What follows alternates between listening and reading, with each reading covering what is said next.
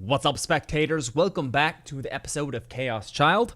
Last episode was probably about a week ago, and we had run into What's-Her-Face from the Love Hotel, and yeah. I couldn't imagine her doing something like that after what I'd seen at the hotel. Something much worse was going on there. An awkward silence ensued as we waited for her to answer. あなただったんですか? 部屋に入ったっていううちの生徒は。 Her tone of voice was perfectly normal. There was no surprise or anger, just a flat, level tone. But somehow that struck me as much worse. 言葉に出してもらってもいいですか? 部屋に入ったのはあなたですか? そうだよ。そうですか。 I couldn't tell if she cared or not. それでホテルで何を？部屋のドアが勝手に開いて、それで入れたそうですね。それは本当ですか? The door. The door opened on its own. She knew about that. I nodded. 言葉に出してもらってもいいですか? 本当だよ。勝手に内側から。そうですか。 And then she seemed to be looking me over again. What was going on here? 有村さん? 何かあなた。じゃあ、失礼します。 Arimura ignored Kurusu's question and went to leave. ちょっとですから何を？ああ、敬語いらないですよ。それに呼び捨てでいいです。後輩じゃないですか。それから。あなた、殺されますよ。宮代拓先輩。No, you. Those were her last words before she left the room. She didn't seem at all surprised that I'd questioned her, but I froze solid.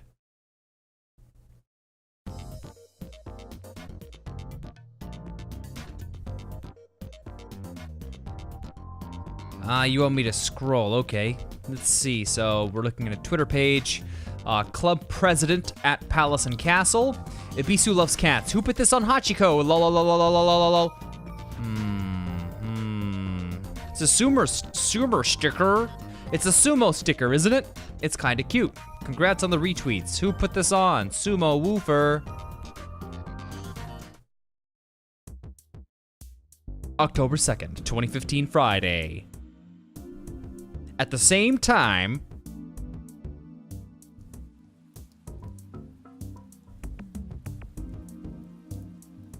the sky had been overcast all day, and now it had finally begun to rain. Some of the news media that had been swarming around the Love Hotel decided it was a good time to go home. Others just took refuge in their vans, frowning. Meanwhile, Shinjo's mind raced as quickly as the men trying to flee the storm. どういうことなんだ? Everything had started right after midnight. Hinae Arimura, the Hekiho girl, had refused to give even her name until he'd relayed Momose's message to her. But as soon as she heard it, her attitude changed. His only choice now was to continue to do everything Momose's kid told him to do. The first thing she said was that there was almost no chance Arimura was the killer, and that it was safe to let her go. The second thing she said was that it would be smarter to let her go and see what she did. The third thing she said was that even if he did get some answers out of her, he wouldn't be able to make sense of them. Shinjo had used every bit of his authority to get her released. He'd been forced to suck up to some people he really didn't like, and in the end, she would be monitored and questioned by the police daily. Since they hadn't known if she had anything to do with Kakita's death, they'd used her assault on the police officer to bring her in. Either way, last evening marked 48 hours since her arrest. They had to decide whether to let her go or seek a warrant for detention. They hadn't found any physical evidence connecting her to Kakita's murder. Murder? God, what's wrong with me today? And Arimura herself said, 何も覚えていません。That was all she said, in fact. Provisional release at this point felt like a bit of a stretch of his authority, but it was a sensible decision. If anything here wasn't sensible, it was the fact that he was doing everything Momose's acquaintance asked of him.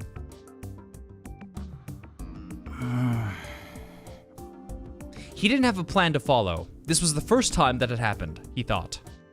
He only managed to be successful at this age around what Momose called the hardheads in Section 1 was that he knew how to be flexible. The reason that many police officers could be stubborn and hard-headed was that most of the time, that was how you solved the case. Shinjo understood that the rules they clung to so fiercely, both written and unwritten, were the product of valuable experience. But he also understood that the unorthodox methods his senior detective friend had taught him were a weapon in their own right. Even if the higher-ups didn't like him using them, they'd brought him success. One good example was the time the profilers had told them that the person behind a string of assaults was a man in his 20s who never left his house. He found out that the culprit was actually a runaway girl in her late teens who lived in a net cafe. He'd matched the internet logs that Section 1 had gathered with the data held by the Social Safety Section, with a group that was notoriously bad terms with Section 1. In the end, he'd cracked the case by logging onto an online game and tracking down several of its players, including the girl behind the attacks. Shinjo was, if nothing else, confident that he was capable of not letting preconceptions keep him from making the best choice. But this time, not only did he not know what was the best choice, he didn't even know if the choices he was making were good or bad. これじゃあ、百瀬さんの言った通りじゃないか。If he couldn't change things fast, he might end up taking off the case.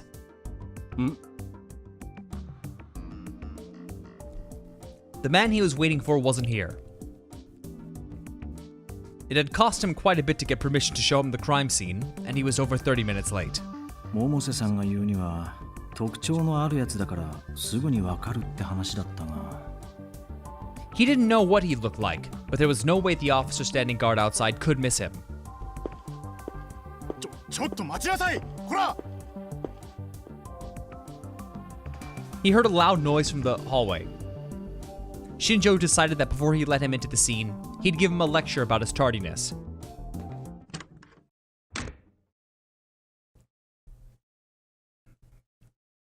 He stopped, surprised. 女? He didn't expect to see what he saw.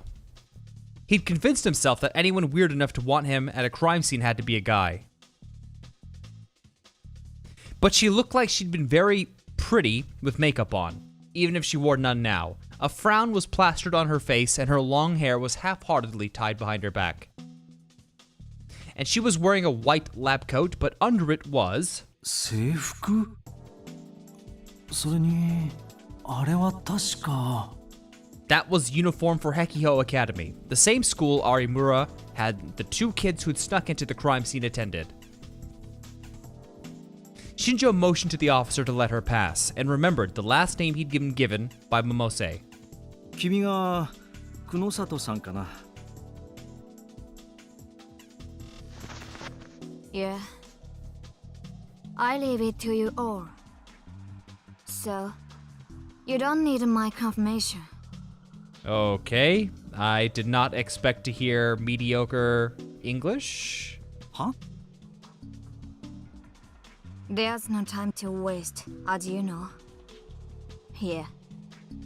Yeah. It's okay, I can understand it. Well, I gotta know this damn cop. Okay. Radar Chris. Please stop! Please stop!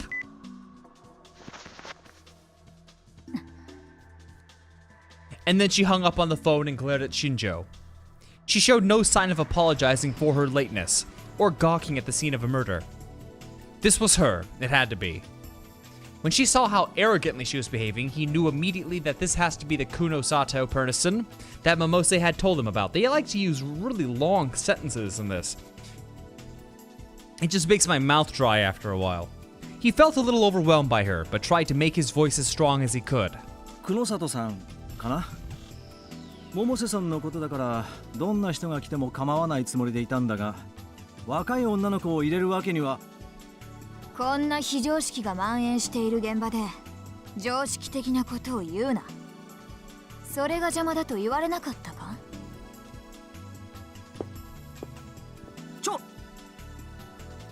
？She ignored Shinjo's words and walked right past him. She stepped right on top of the number plates that forensics had put on the ground to identify the locations of evidence. Then she looked at the blinds placed on the window to stop the media from looking inside and stopped. Shinjo felt himself becoming annoyed at her attitude, particularly that she'd just said about him in English. こちらが間抜けな警官だろうが、指示には従ってもらう。今すぐに。世間の連中は死体はみんな死んでると思ってる。は？英語を聞き取れる耳は持っていても、ビンチャーは見てないのか。She put her hand up to the blind that she'd been looking at. Let me see what some of this stuff is. Hold on. Fincher, fictional, David Fincher, an American movie director. The line Kurosato said is from the hit psychological suspense movie 8. Oh, so it's like 7. Which, I don't actually recall the director for 7. Is it David Fincher? Because certainly I don't know anyone with the last name Fincher. Anyways, social safety section deals with crimes involving minors, particularly drug crimes and cyber crimes. Tagging the act of painting, yeah. 何してんだ？あんたらは現場は事件が起きた空間だけだと思ってるのかって言ってるんだ。She kept her eyes on the exposed window. As she tossed him a pocket-com she'd fished out of her pocket. Shinjo grabbed it without thinking and looked down.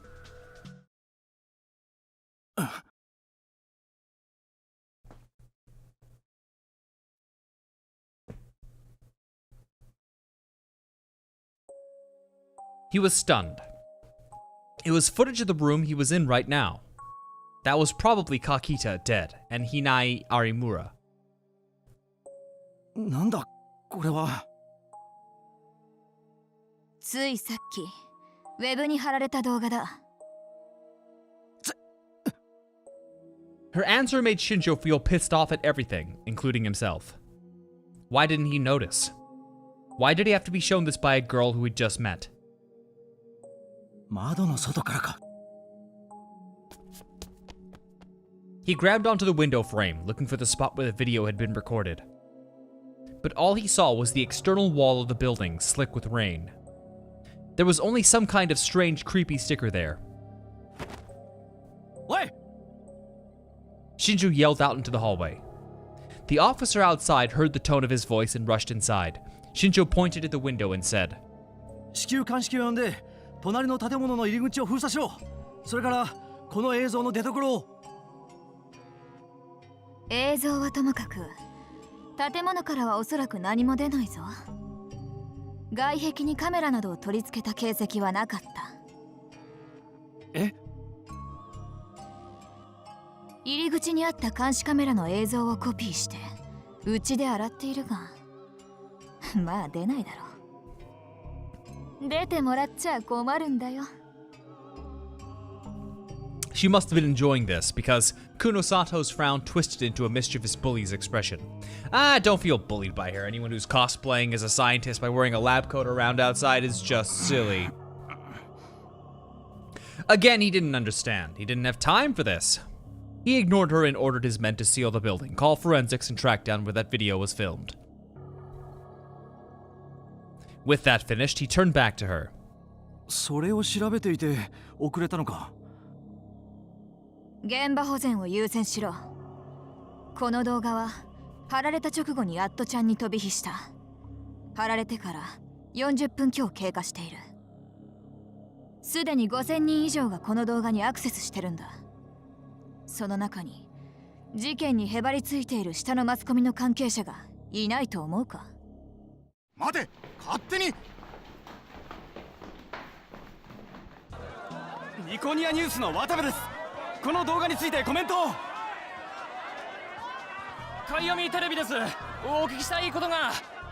出て行け掘るな He could hear yelling coming from the hallway. くそ、またあのネット記者か。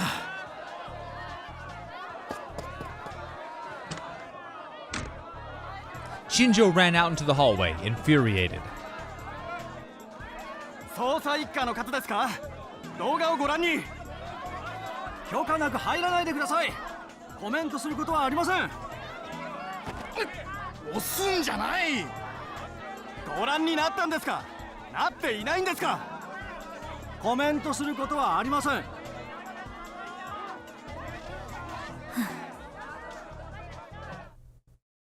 Kunosato was still looking outside the window as she listened to the commotion in the hallway. She stuck her hands in her pockets and stared at the sticker on the opposite wall, the way a person on top of a tall building stares down at the tiny people on the street below. なあ、気分はどうだ？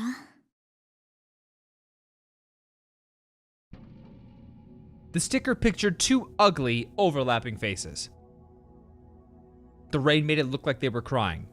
目撃者がいるとすれば、お前だけだろう。 Kunosato smirked like a fighter facing down a worthy opponent.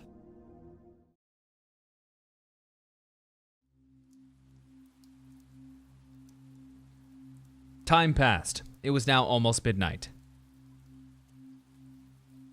Under a bridge in Shibuya. She walked with her head down so that others couldn't see her strange face. She was dragging her leg so her body tilted a little. She didn't have an umbrella, so the rain that had fallen that evening made her long bangs cling to her forehead. Water dripped off of them.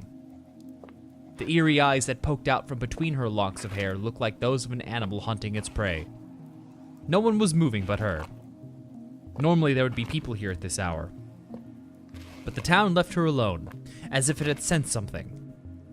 She disappeared into an alley without anyone else noticing. It was several minutes later when they appeared there. Ew.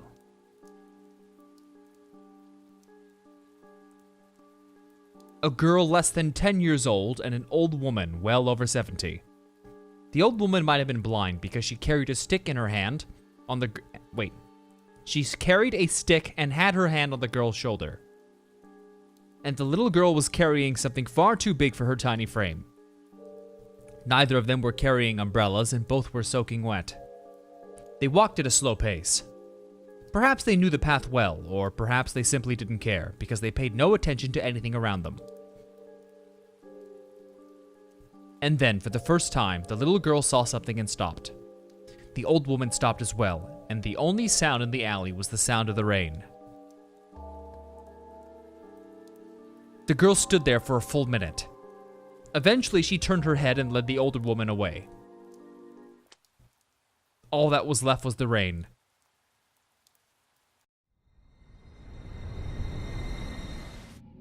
And the things on the wall.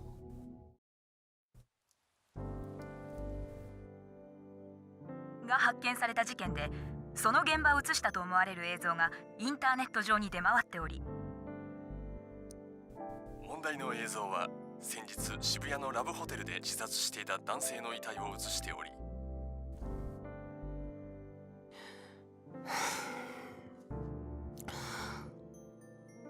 It was past midnight. All the news programs were talking about the video that had been uploaded to the internet that afternoon. Since there was a dead body in the video, none of the programs were actually playing it, but the newscasters had all described it. It was as if they were telling people to watch the rest on the web. となると、この報道が初耳の人間がネットに流れてくるか。Twitter was the best way to see what people were saying at any given moment. I opened it and took a look. Where can you see the thing that they're talking about on TV? This is getting exciting. http www.atwiki. I saw it, but I should have known better than to watch it this late at night. Someone tell me a funny joke or something. だよな。 That's about what I expected. Go to this link for jokes, and it's just the same video again. Whenever I searched for a keyword related to the case, I found tons of tweets about the video and the news broadcast. The address of any page or aggregator site hosting the video was getting retweeted at an incredible rate. Of course, this was nothing new. At-chan had already been in festival mode since the video had first been posted that evening. The video on the aggregator wiki had been quickly deleted, but someone had saved it and uploaded it to a bunch of other sites. Those sites had deleted it too, so others had repeated the process. After the news, threads on at-chan had gotten bigger. 回転デッドか。これが通称になりそうだな。 I didn't know who'd first come up with that name, but more and more people on at-chan were using it. It was probably a play on the revolving bed and the body had been found on. Since the body had been spinning too, the case was literally about the revolving dead. At-chan, Twitter, and all the aggregator sites and pages dealing with the case were in an uproar. I looked around and didn't see any new information. I'd seen it in person myself.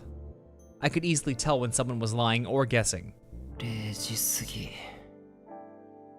こっちはどうだ。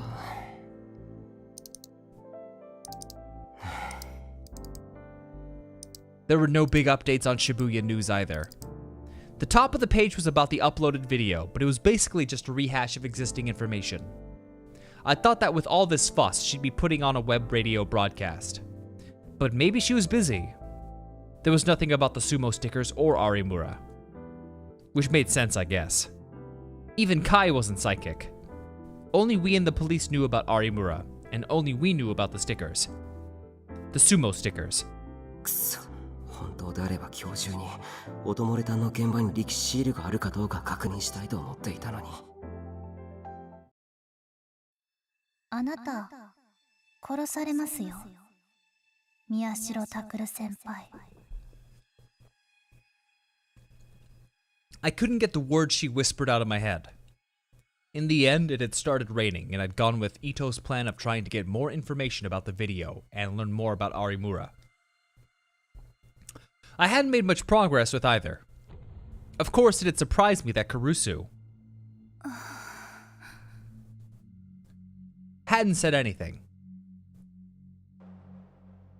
殺されますよってなんだよ。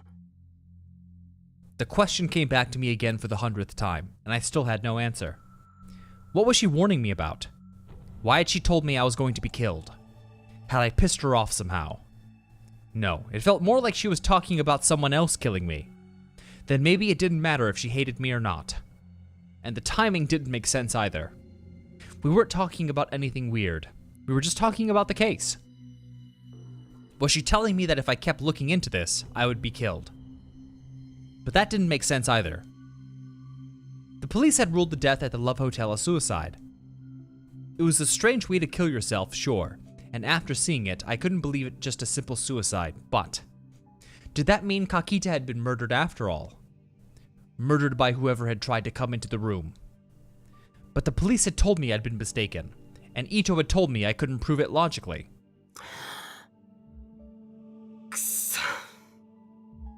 It was no good. It didn't make any sense. I was going to be killed? Had I crossed some line? 殺されるぞ、宮代拓。 I tried saying it aloud and shivered a little. Was I scared or...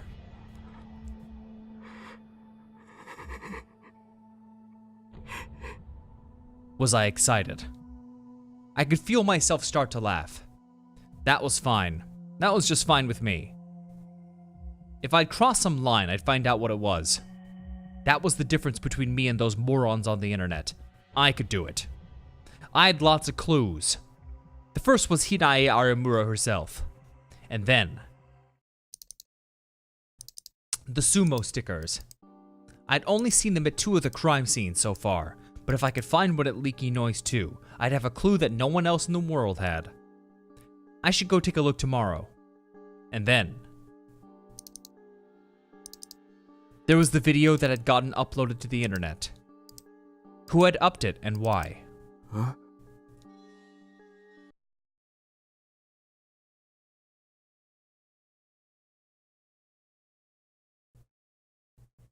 I played the video one more time, then realized something.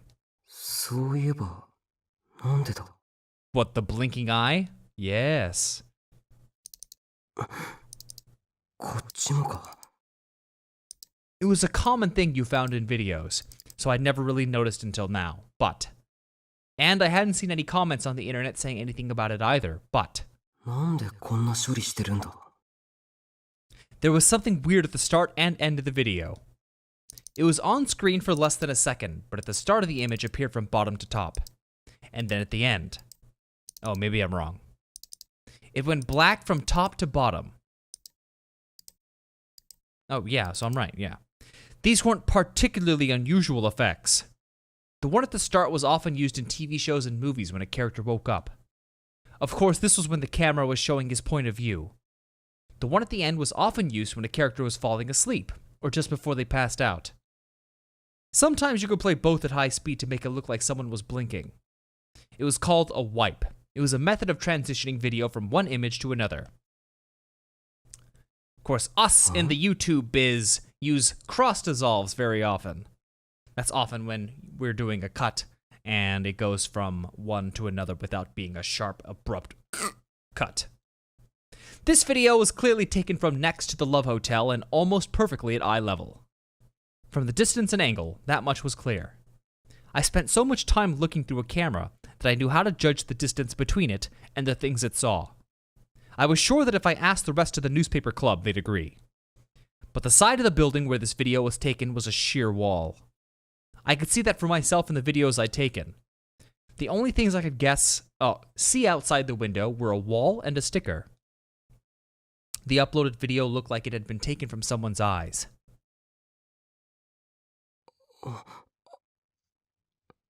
Suddenly, a dumb idea occurred to me. I looked at the picture of the sticker on the wall that I'd printed out.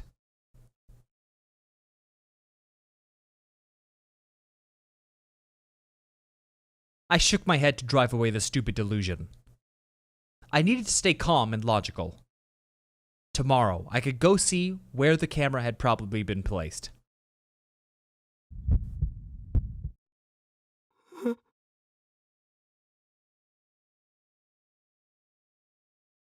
It's gonna open its eyes. Eye, maybe.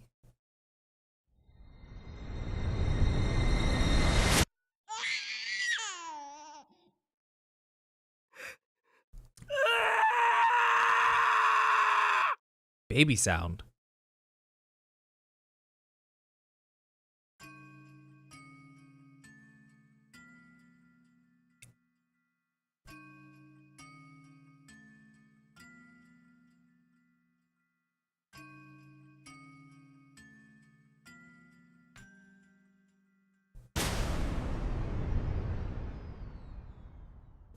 Why are you trying to kill people, Ed Lucas? Who is you? If you asked me, all the people in my class were ignorant children. Ugh. Who am I playing now? Is this the same person? When I was in 4th grade, only about 1 in 6 kids had a smartphone. A bunch of them would use their phones during breaks to pull up secret web pages made by the kids at school or dumb joke sites. They'd pass them around the class to become the center of attention, and each would be the leader of their own little group. One day, one of these leaders was upset because he couldn't visit a site he'd been able to access the day before. Some of the kids in his group suggested that it was broken, or that maybe the address had changed. I told him, it's internet filtering. Your parents contacted the cell phone company to limit your online access. The leader looked stunned for a moment, but then he yelled at me not to make stuff up. The rest of the group joined in. I knew I was right. I wasn't making anything up. I didn't understand why they were all yelling. Later, I realized that I was the class misfit, and he was the boss of this little group, and he didn't like that I had shown him up. I only went to school once in a while, but when I did, something like that always happened. I was sick of it. I wanted to show the rest of the class I was better than they were. I wanted to shock all those wrong-siders. When I snuck inside, I found a place filled with true darkness, unlike any I'd ever experienced. I could hear her gasp behind me.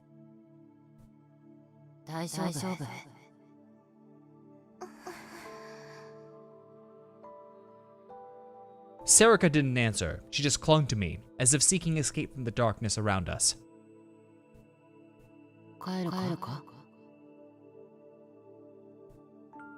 Sarika quickly shook her head. 大丈夫。まだアミーちゃんの手がかりを見つけてないもん。それにあんな家にいたくない。タクだってそうでしょ？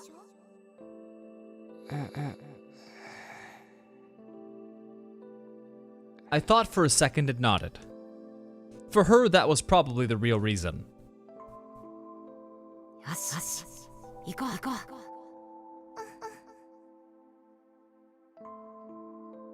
Sarika nodded back, but even in the darkness I could see that her lips were quivering. She was scared.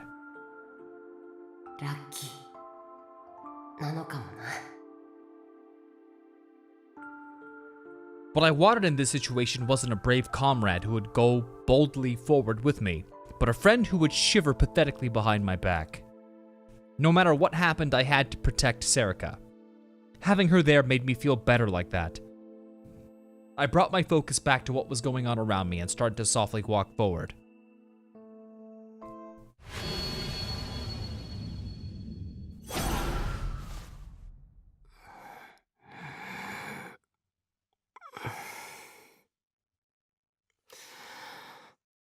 I woke up from the unusual dream. For once, I hadn't been sweating in my sleep. In fact, I felt better than usual.